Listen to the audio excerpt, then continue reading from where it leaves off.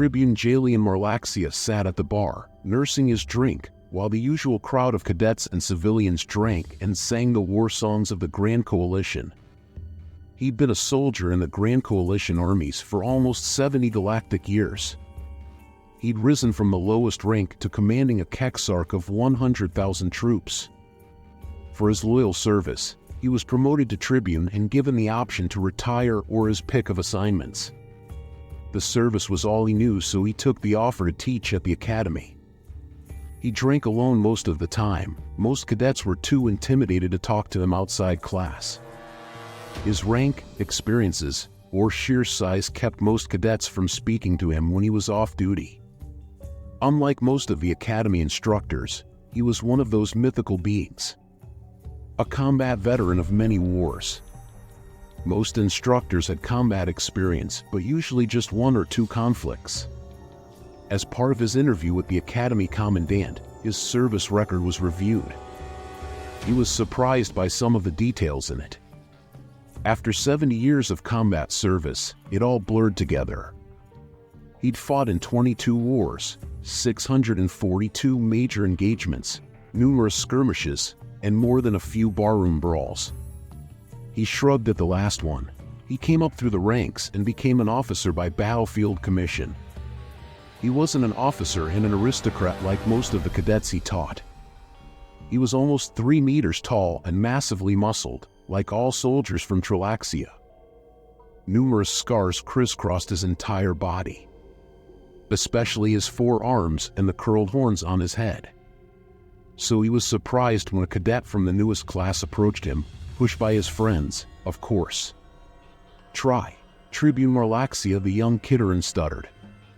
"Yes, cadet," he replied while trying to remember its name. "Sia. Cadet Sen, sir," the young cadet answered. "Ah yes, what can I do for you, cadet?" Jalian inquired. He tried to keep from smiling at how scared the Kitteran looked. Ears flat, tail tucked between his legs, and barely able to look up at him. "Sir, if it's okay," the cadet asked, trying to overcome his nervousness. "We were talking about who were the best soldiers in the Coalition military." "Is that all?" Jalian chuckled. "And how do you mean the best? The best fighters? The bravest warriors? The strongest soldiers? The canniest troopers? Or the most reliable to get the job done?" The cadet looked to his friends for help, but none was given. "I don't know, sir," his voice barely audible. Jalian smiled and decided to take pity on the young Kitteran. He took a pull from his drink and signaled the bartender for another. As she slid the drink to him, she shared that amused look she always had when he was going to tell a tale. After another pull at his fresh drink, he put it down and turned around on his stool. "You asked about the best soldiers in our military, but I will instead tell you of my experience with the best soldiers that I've ever fought beside." The rest of the bar's patrons quieted down as they realized they might get to hear him share some of his past experiences.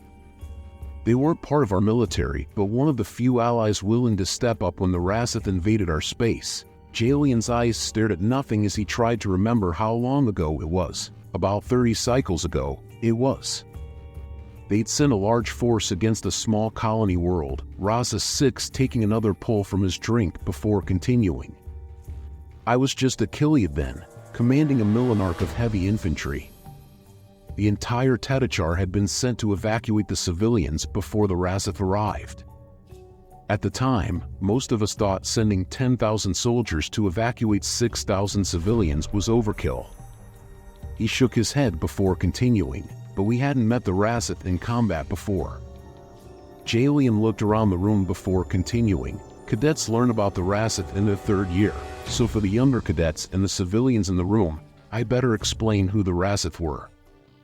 The Razeth were a species that originated from the fringe of the Zenectic sector, out on the Galactic rim. That area had never been explored, being so far out. It was later found to have contained several sapient species, all conquered by the Razeth." "What did they look like?" one of the cadets piped up. Jalian turned to look at the cadet. "They were big, only slightly shorter than me. Their lower body was sinuous and having no legs. They moved by lateral undulation. Their dorsal side was covered in short spikes that ended in a stinger that could inject paralytic venom in some species. They had 2 arms that ended in a 6-digit manus with retractable claws, and another pair of appendages that could function as arms for grasping or be used to increase their speed when moving. They had 2 sets of eyes, one for normal light and the other for low light. They had a wide maw with rows of sharp fangs for ripping apart flesh and meat. Their whole body was covered in tough scales that sometimes deflect laser and plasma bolts if you didn't hit them square on. Draining his mug, Jalian continued, to them, other sapients were either food or slaves. He looked around to see the entire bar focused on him. A delegation sent to make contact after they attacked a small outpost found that out the hard way. Only one of the group was allowed to live to deliver a single message: surrender or die. The Hitana Council didn't take them seriously and put together a small fleet to punish these upstarts. After all, the survivor reported they only had a dozen ships. None came back. Jalian drained the rest of his drink and set the mug on the bar. A recon ship that had been sent out returned with word that the Razeth fleet was far larger than reported. Hundreds of capital ships, thousands of escorts, and what we assumed were troop ships. With our fleet scattered across coalition territory, we needed to buy time for them to join the Grand Fleet. So dozens of squadrons were sent to evacuate all colonies and stations directly in the enemy's path. Jalian said, his eyes staring at nothing as he spoke. We didn't know the Razeth had also sent out their groups of raiders to seize any supplies they could, and in their case, the colonists were just another source of food. Jalian began to reach for his mug, remembering it was empty just before grasping it. So he was pleasantly surprised to find it full again. So our small fleet reached Rasa 6 and took orbit above the main settlement. A message had been sent for the colony to gather all their people in the main settlement and be evacuated from there. With none of our ships capable of atmospheric maneuvering, we were reduced to using shuttles and other smaller craft to load the colonists and their belongings. It would take some time to lift 6,000 colonists, their animals, and a few belongings to the ships in orbit. Jalian gave a small chuckle as he remembered the argument between the fleet commander and the Ted Arch over the colonists' animals. He'd finally convinced the fleet commander that they were here to rescue the colonists and deny the Razeth of supplies. Being carnivorous, the colonists' animals were a food supply for them and couldn't be left behind. He also pointed out that simply destroying them to the point of being inedible would take too long, agitate the colonists, and significantly slow down the evac time more than just taking the animals would. One of the older cadets spoke up. "Sir, are you okay?" Bringing Jalian back to the present. "I apologize. I was lost in a memory." Now where was I? He thought out loud. Yes, the evacuation, he said. We'd been at it for several centacs when we received word of hostile ships entering the system. The fleet commander took all but 2 destroyers to engage the enemy while we tried to speed up the evacuation. But you can only move so fast with the number of shuttles we had. Taking another pull of his drink, good thing it isn't very strong or I'd be under a table before I am done. He said to himself. My Ted Arch conferred with the fleet commander and a distress signal was sent out for more ships to assist in the effort. He was also informed of several ships heading for the planet's surface, most likely ground troops. The area around the settlement wasn't very defensible, so we moved the LZ to a nearby plateau and moved the rest of the colonists that way.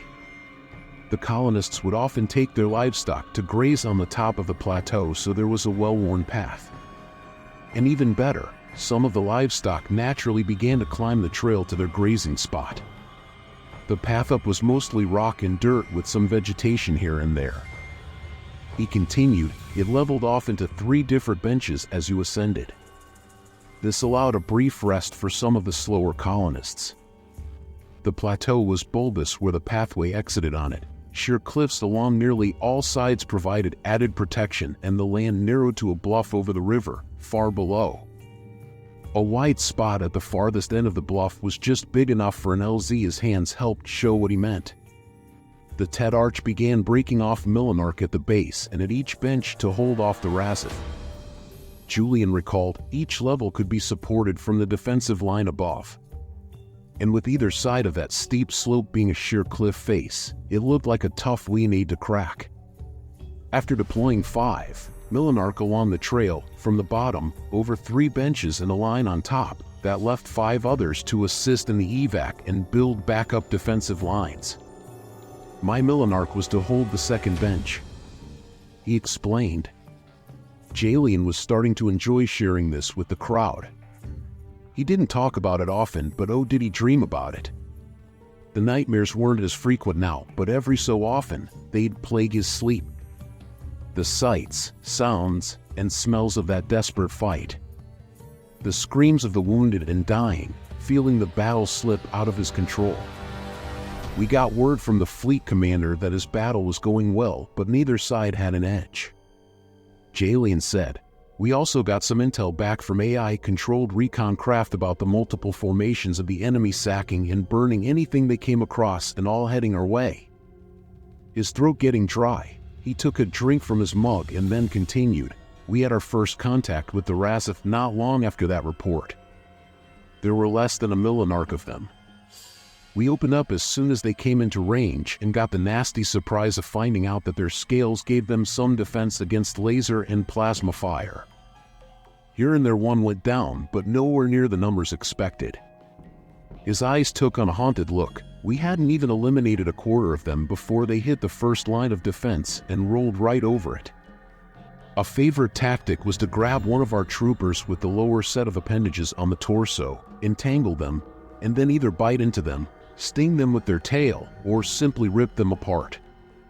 I'd never seen such savagery, at least by that time of my life. By the time we drove them back, over half the first Millenarch were dead, dying, or seriously wounded. They'd also dragged a few poor bastards back with them, and we could hear their agonizing screams. The Ted Arch sent some of the troopers from the plateau to remove the wounded and dying. The dead were piled up and incinerated with thermocharges." Taking another drink, he continued, "Normally we would try to give the appropriate fallen funerary services, but we didn't have the time and we knew what happened to our dead." He also sent more troops to reinforce the first line. Jalian paused before adding, "It wasn't enough. We barely managed to fend off 2 more attacks and had to abandon the first line of defense." Jalian said, "And even more worrying, were more and more Razeth arriving on the field. It was becoming obvious that we couldn't hold them off forever. Evacuation was only about halfway done and we'd already lost over a Millenarch of dead and wounded. Word also trickled down from above that Razeth reinforcements had arrived to bolster their fleet." Jalian's eyes stared at the wall behind the cadets before he continued, "It wasn't going well for ships now with 2 destroyed and 1 disabled. The Razeth reinforcements also forced our transport ships to break orbit and flee from a pair of warships that approached them." Once again, Jalian's mind wandered as he remembered the hopelessness that engulfed those still on the ground. He shook off his thoughts and continued, "The next assault nearly destroyed what morale we had left. We found out the damn things could climb the rock walls. They were hitting us on every level and atop the plateau. It was no longer an organized battle, but a swirling mass of small groups fighting for their lives and to keep the Razeth from the civilians." Jalian suppressed a shudder at the recalled fear of that chaos. And just when things seemed hopeless, they arrived. Taking a long pull of his drink and taking a moment to focus his thoughts.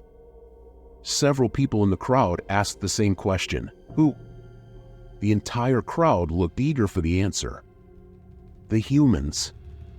Jalian gave a simple answer.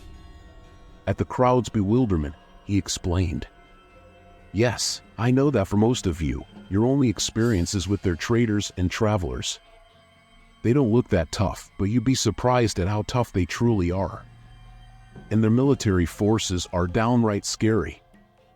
They aren't as big or strong as other soldiers in our armies, nor do they have any natural weapons or armor. What they do have are units that function just as well independently as they do in larger formations.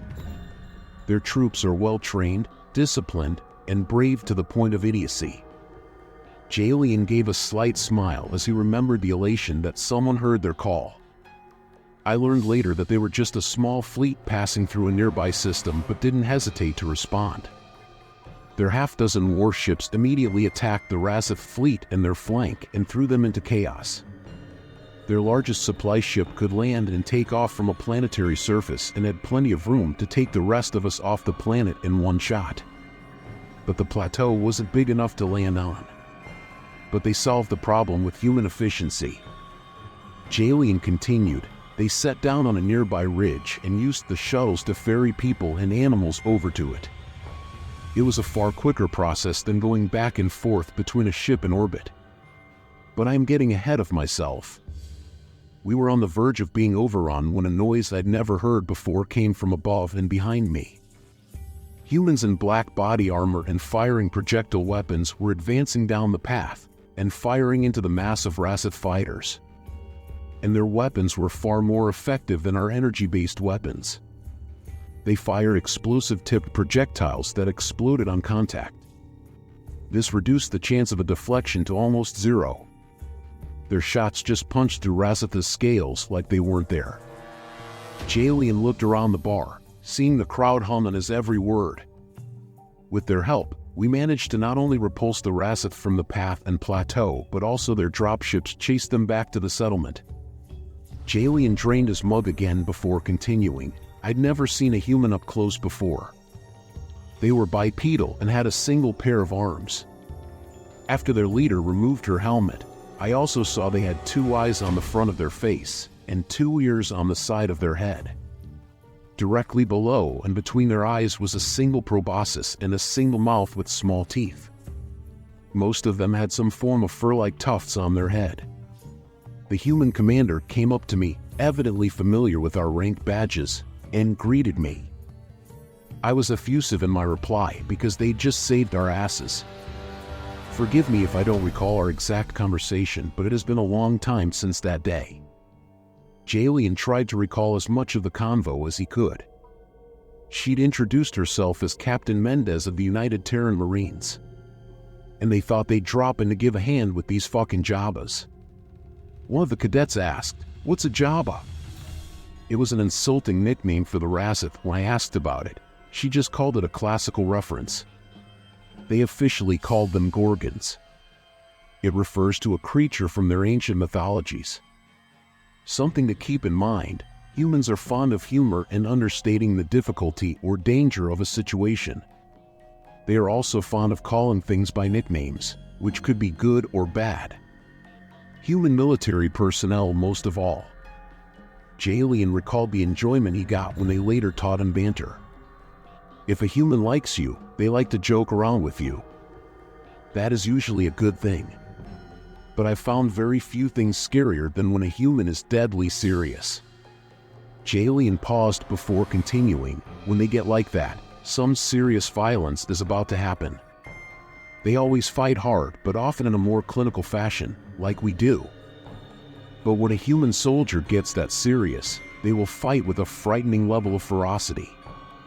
I was once on a scouting mission with 24 human Marines. We were investigating why a Barkiri settlement stopped responding to hails. It turned out that Bagrati pirates had hit the settlement and killed or kidnapped the people to sell at the slave markets. Jalian could still remember the anger he felt at the scene, but they didn't take the Barkiri children with them. They executed them.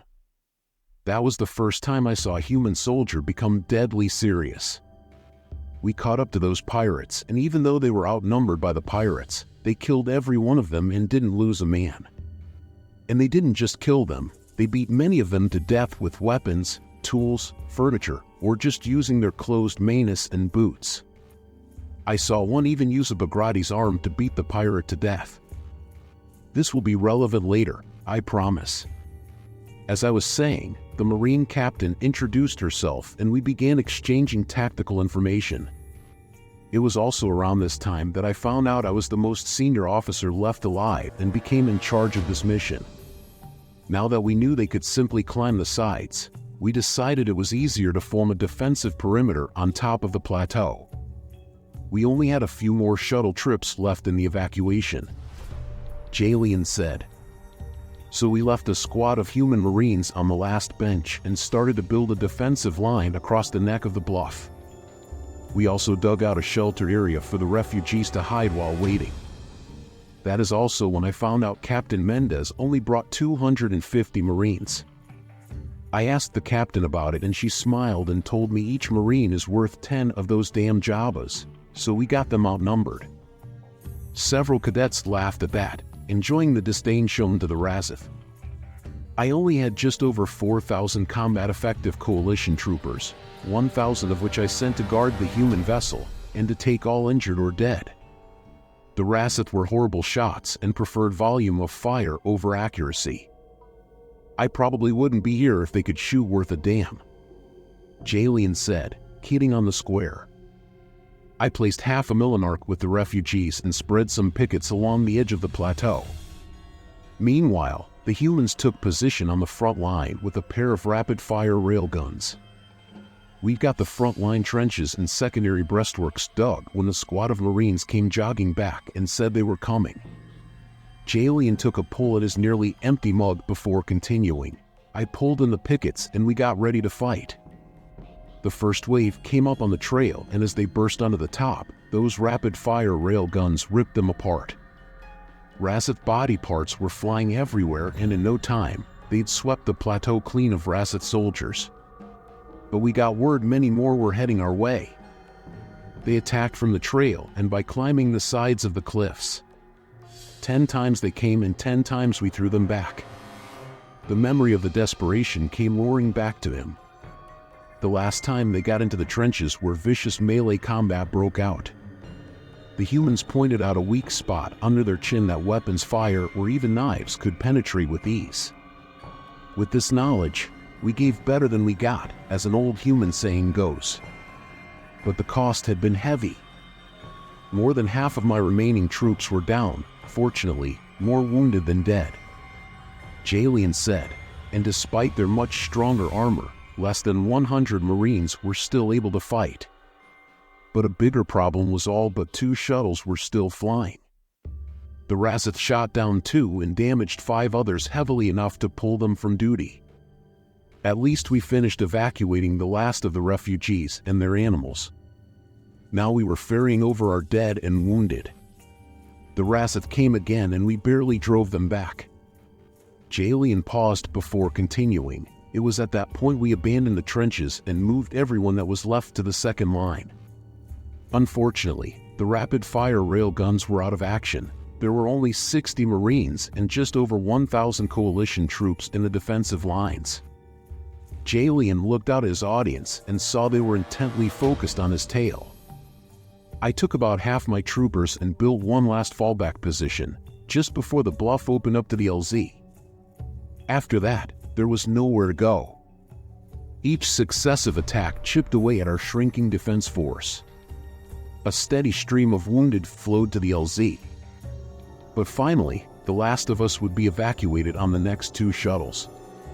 And that was when tragedy struck. During a lull, the surviving troops fell back and the Marines manned that last line of defense. I protested, but the human captain pointed out that their much heavier armor would allow them to retreat under fire better. With a look of great sadness on his face, Jalian continued. Word came from above that a large number of Razith ships were inbound, and the surviving coalition ships and human ships were forced to scoop up all their escape pods and what survivors they could get to on the wrecked ships and fall back to the ships stationed above us. We have time for the last 2 shuttles to make a run and pick us all up. And then we'd have to lift off immediately. There was a very small window of time before the fleet could jump and the Razith reinforcements were in range. The first shuttle landed and I got the last of my Hail troopers and the last of the human and coalition dead and wounded.